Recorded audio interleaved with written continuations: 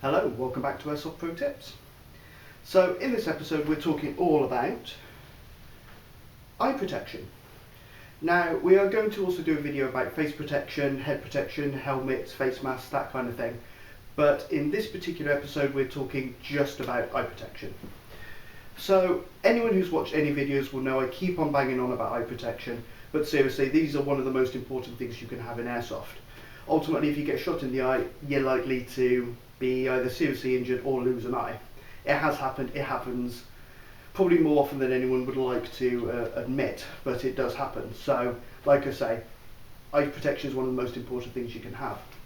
Now like I say, face protection is reasonably important depending on the kind of site you're playing at, but as I said before, we will look at that in a later episode. So eye protection then.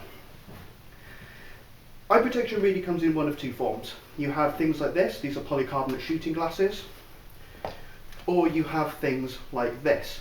Now these are mesh glasses or mesh goggles, depending on what you want to call them. Just as a bit of a close-up, as you can see, these are one solid piece of polycarbonate, and these are a mesh composed of lots of kind of interlinked little strands of, I'm assuming it's steel, something along those lines. There are other versions available, things like this, where it's one solid fused mesh. Are there a lot of differences between the two? We'll talk about that in a sec. So, shooting glasses foremost. Most sites you go to, generally speaking as part of a hire kit, will give you polycarbonate goggles. Now not necessarily shooting glasses, but quite often something like this, where they are actual goggles with a bit of a strap. The reason being they seal all around your face, there's no chance of a BB going up the side, if you're being shot at from below, going up underneath, or again being shot from above, going down above the top.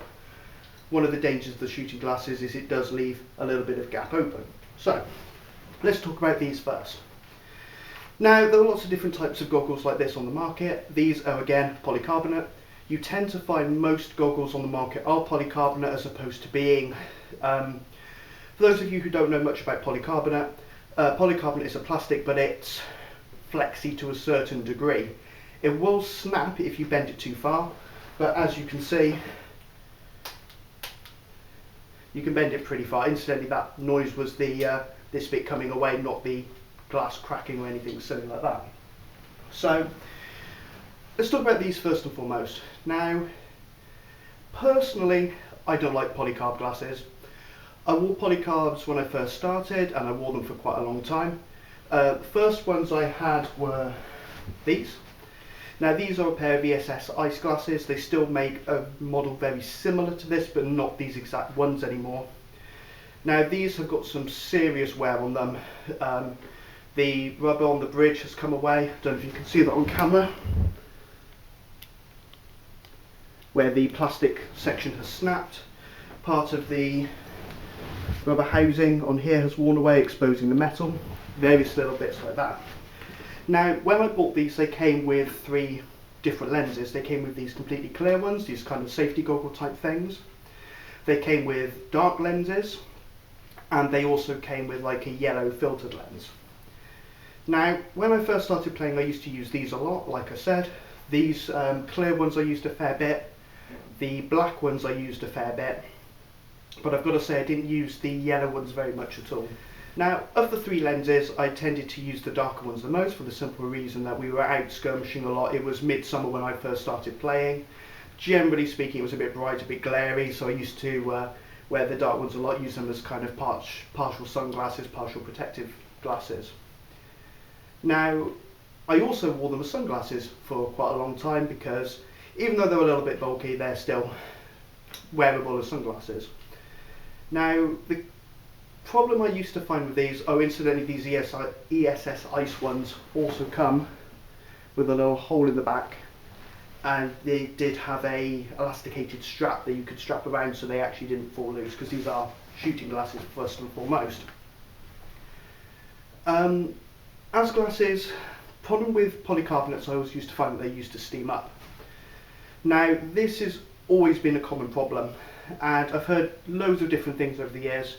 Some people say spit on them, some people say to rub them with a little bit of washing up liquid, and that somehow causes a film to go over them, and then that stops them steaming. I've also heard things like put a little bit of oil on them, and that does a similar thing, baby oil or cooking oil or something odd. Now, I didn't ever used to find that that really helped, personally. For the simple reason that I found that almost irregardless of what you did, it would make them smudgy. And while yes, it would stop them steaming, it would now cause them to be smudgy, and that was almost as bad. So, well, I would like to know if anyone uses these on a regular basis and has any kind of tips and tricks on how to keep them de-steamed. Pop them in the comments and I'll have a look at that, and maybe that's something we could do for a future video. So, a friend of mine, a sniper, he used to wear these all the time. Well, obviously not these ones, but in fact I think his were ESS as well, but they were slightly different model. I think his was slightly longer around the sides or something similar, but like I say, they were very, very similar glasses. And like I say, he used to wear his all the time, for the simple reason that as a sniper he found that when he was wearing big mesh goggles, they were a bit too thick. Sorry, big polycarb goggles, they were too thick, and he didn't like mesh goggles, so he didn't used to wear them. He would only ever wear polycarbs. And he used to find that when you were wearing them all day, because the lenses adjust to your temperature, they tend not to steam up too much. But then when you suddenly move between, for example, he would be laying up all day sniping and be absolutely fine. His goggles wouldn't steam up once. But as soon as he went somewhere like an indoors, like into a cabin or something similar, they would suddenly steam, and that was a bit problematic. So these are pretty good. These are pretty good. But like I say, it's a bit of a personal preference thing. So going back to these then.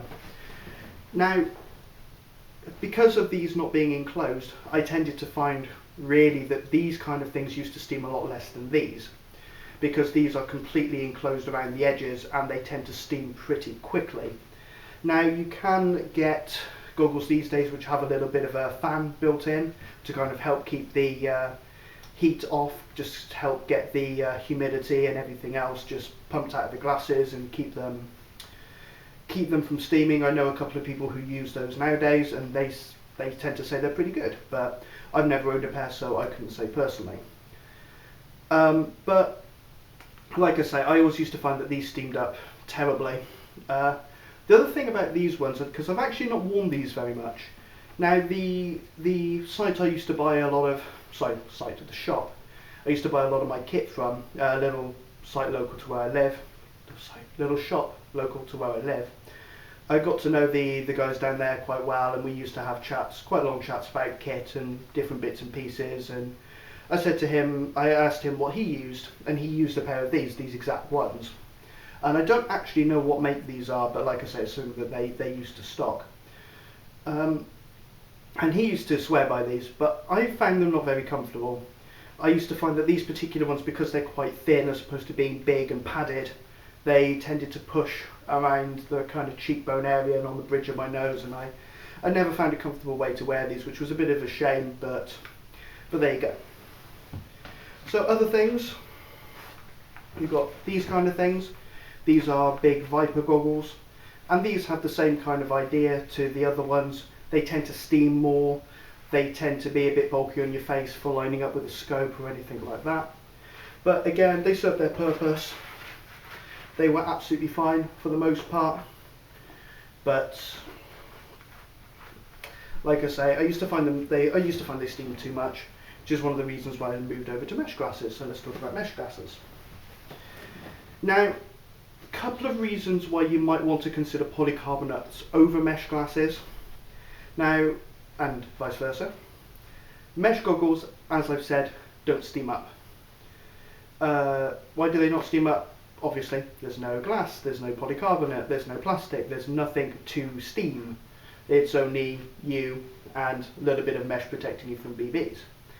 Which is all well and great for BBs, because obviously BBs will hit this mesh, they won't be able to go through.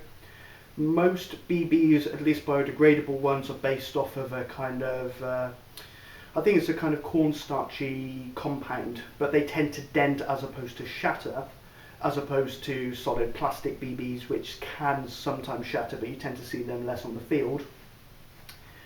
But even so, you tend to find you don't get bits coming through from BBs. They will hit and they'll bounce off because they're not going at the kind of speed where they will shatter anyway, unless you're being shot right up close by a sniper rifle because you accidentally got in someone's way, something along those lines.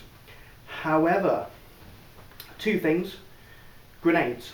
Now, pyro grenades, because they pop, they've got cardboard casings, and sometimes little bits, or so people have said, sometimes little bits can get through. I've never seen it happen personally, but I know of people who have said that they've seen it happen and that kind of thing. And that's always one of the little kind of issues with them. Also, if there's dust kicked up, dust, sand, dirt, that kind of stuff, it won't protect you from any of that, it will go straight through. But also, blank firing grenades, or BFGs as we like to call them, are basically small 9mm or 12 gauge blanks encased within a solid grenade, which when it impacts or after a short time of it detonates, and these will not protect you from the force of that at all. So if you're lying up prone and one just so happens to roll up next to your face, these will give you no protection from that blast whatsoever. Same with pyro grenades. If you end up with a pyro grenade going off right in your face, you're going to have the gases that are coming off those, which are often pretty hot, and that's all going to be going straight into your face. So that is one of the dangers of playing with mesh glasses, and it's really a kind of risk thing. You've got to decide, do I want to be able to see and not worry about steam? Which, for me, I've never had an issue wearing mesh glasses. I don't know anyone personally who has directly had an issue wearing mesh glasses, so I don't worry about wearing them. Or do you just want the extra bit of protection wearing the polycarbonates and know that no matter really what you do, nothing's going to be getting through that and into your eyes, into your face? So that's really your call. So talking about mesh again, we've got a couple of different varieties of these. We've got these big thick ones. Now, these are more akin to a mesh version of these. These actually came as part of a face set, a shield. It has little holes in the top where the lugs went because it had a head protector bit with a bit of a visor, kind of like a paintball mask. And as you can see, it's got a hole in the bottom for the other lug to go, where it had part of a mandible face shield bit. Now, sadly, the mandible and the head bit got lost on site. I suspect I went down to a CQB site quite a few years ago, and I think someone picked it up by mistake, but these things sadly do happen. But like I say, those were lost. They only have the goggles left, but the goggles are fine, and I actually tend to wear them a lot with one of the other masks I've got, but we'll talk about that in a sec. So I'm just going to put those on the side for now. So these ones are much thinner. I actually quite like wearing these. I have a pair of these in tan. These are my partner's, but we both like wearing these for the simple reason that they're not intrusive on your face in any way. They don't get in the way. You tend to be able to shoulder a gun, line up your iron sights. You can even look through a scope through these quite nicely because, like I say, they're quite thin. The profile on them is quite short, so they're good. These are pretty good, but like I say, it is definitely one of those personal preference things. So let's talk about a couple of other options that you have available. Now, I've talked about things like this before, these gas masks.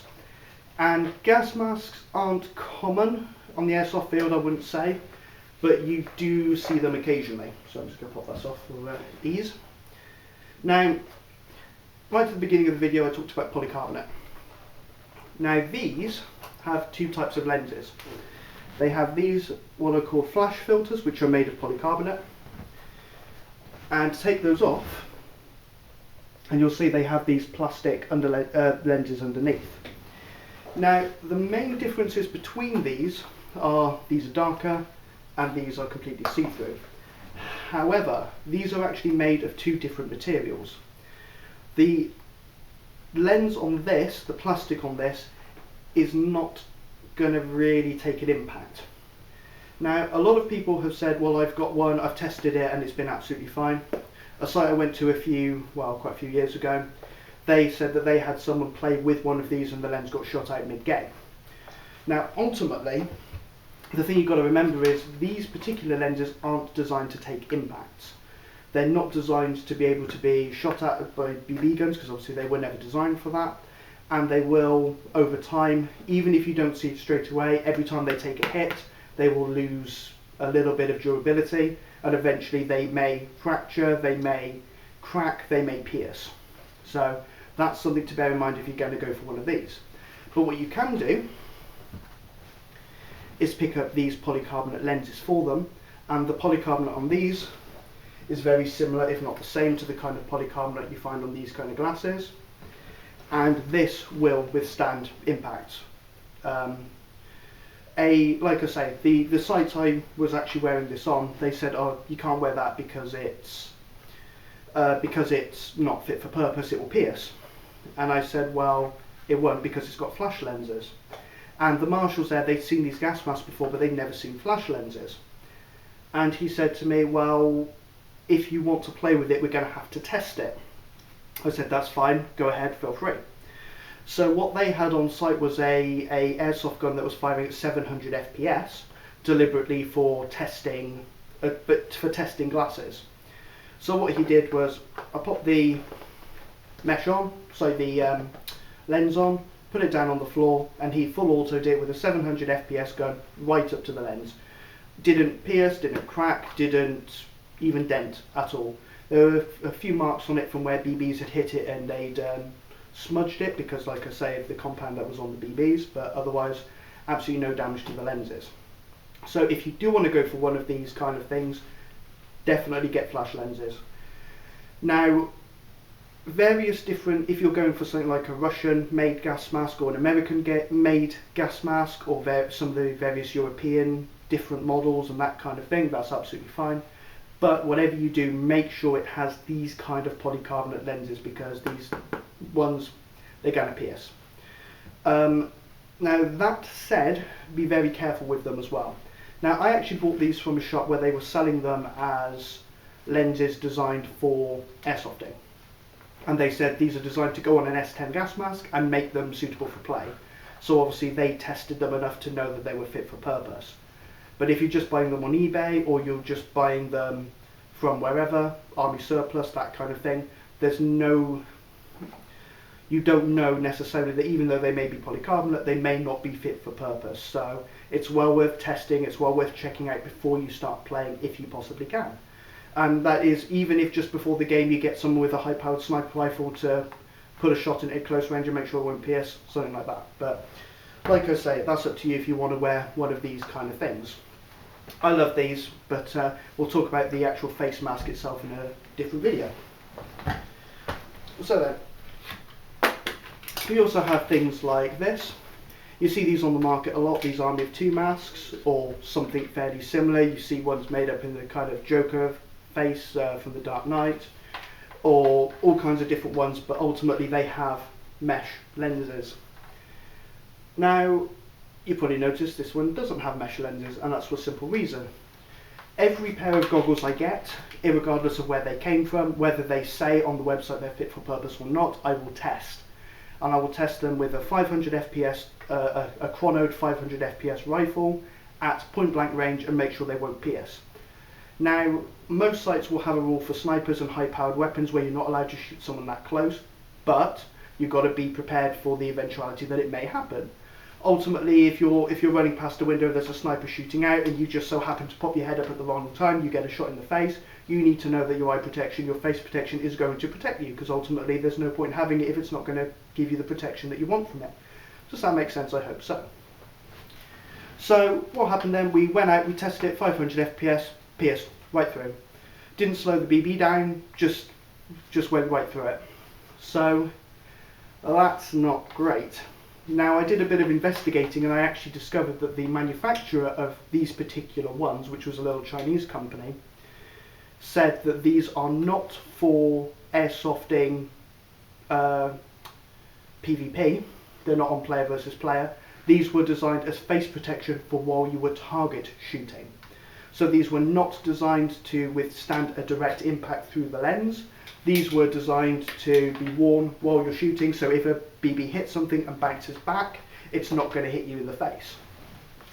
So obviously the FPS that these were designed for was far, far, far lower than the kind of thing that you're actually likely to experience in a field. So it's one of those things you should always be a little bit careful of. And like I say, if you have your own gun, or even if you go down to a site and you're planning to bring your own face protection but can't test it yourself, get someone else to do it first, because seriously, you don't want one of these things going mid-game. Now, I do know someone who used to play at a site up in Reading, and he saw someone basically get a mask very, very similar to this, and they had their mesh shot out mid-game, and they had to be escorted off the site in an ambulance. So you've really, really got to be careful of. But like I've said, and like I will keep saying, and I will keep banging on about, is test it first if you possibly can. So a couple of other options then. Sports glasses. Now, lots of different companies make sports glasses, cycling glasses, riding glasses, that kind of thing. And most of the time, realistically speaking, they are okay for airsoft. Ski goggles, same kind of thing, but I would recommend against it. Biker goggles, same issue. For the simple reason that often the lenses are polycarbonate, but they are not tested for high FPS. And again, they may break, or alternatively, the frames may not be tested. You may get a shot to the frame and it will break the frame off, and then your lens falls out mid-game, something along those lines. Not good. If you have to wear them and you want to wear them, really no one's going to be able to stop you if you take your own goggles like this down to glasses like this down to a site. But I would really, really recommend against it, even if you've tested it. If it's not an airsoft item, you probably shouldn't really be wearing it on an airsoft field, because, as I say, it's not fit for purpose. Now, the main difference is, if you're wearing something like this and it shatters in a field, the site's insurance, if you've lost an eye, may not necessarily pay out if you lose an eye or you take damage or something like that, because you were not wearing stuff that was fit for purpose, but you brought it yourself, and therefore you were, as far as the site's concerned, you took that risk when you brought your own stuff.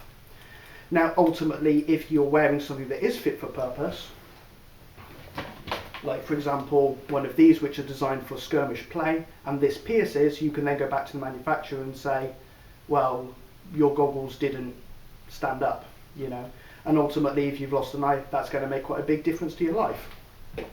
So you may need that kind of thing to be sorted out by insurance or whatever, especially if you need surgery or anything like that, which obviously you're going to be out of pocket and you have to pay for yourself, or live without an eye and nothing to show for it if you've worn your own stuff. So something to be a bit careful of.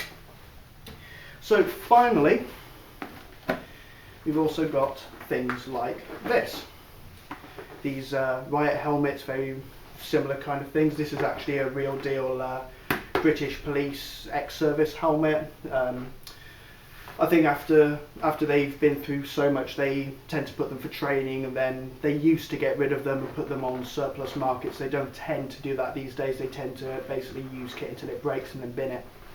But like I say, they used to have a lot more stuff going through surplus. So these kind of things are about 10-ish years old, 10, 15 years old. Some of the kind of 2000-ish mark, you can pick up kit from about that kind of time, but most of the stuff they use these days doesn't tend to go on surplus markets, as I've just said. However, as a helmet for airsoft, I've worn this a couple of times and it's pretty good. So just pop that on. So as you can see, it's got this face protection, and this is polycarbonate. Now, just like glasses, I would say these are the kind of things that you really want to wear. Well, you're not going to be able to wear this by itself. Now, ultimately, when it goes down, you're pretty well protected. However, there are gaps at the sides where BB can travel through, and also, as you may well notice, quite a lot of gap underneath. And what you don't want is someone who's lying down beneath you, you haven't seen them, you're stepping over them, and then they shoot up. It's especially on sites where they have multi-leveled buildings, where they have gantries and that kind of thing, or sites where they have foxholes in the ground and you may be walking up next to one and someone shoots up at you, that kind of thing. This is not going to protect you from any shots that are coming up underneath you. Now what players will often do, and this is one of the reasons why we kept these goggles around, is wear something like this with goggles underneath, something like that, and then just put the visor down as a little bit of extra protection. So really there's various different things you can do with them. Now going back to this again, as I said, the lenses are shot out and they're not really that useful. However, again, with goggles on underneath, you can wear it over the top and use it as just a bit of face protection, which is what we tend to do with this. Now, I'll go over that a bit more when I talk about face protection in a later episode. So, going back to this finally, these are fantastic things. They look cool, and also they give you that little bit of kind of optional face protection, because sometimes you find that things like mandibles and mesh face masks and that kind of thing, they do tend to be a bit stuffy, they tend to get in the way, they tend to be not especially comfortable. But these kind of things, you can pop the